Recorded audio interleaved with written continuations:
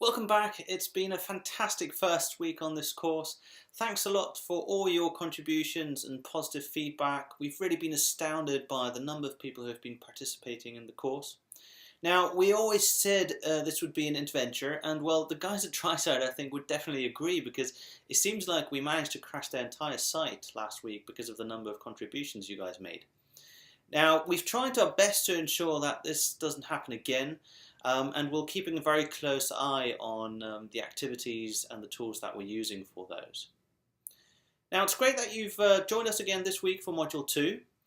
In this module, we start to look at some factors to consider when creating your own vision for a future classroom, and introduce you to some tools that will help in the process.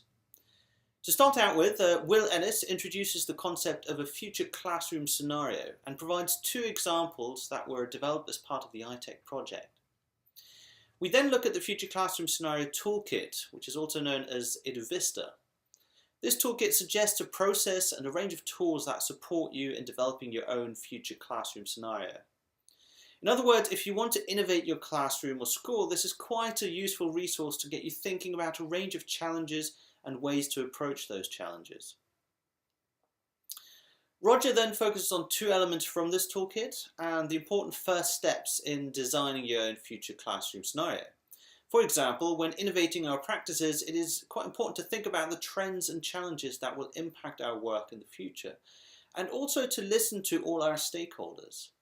Now, as part of this, we have asked some of the stakeholders of the Future Classroom Lab to give their view on what the classroom of 2025 will look like.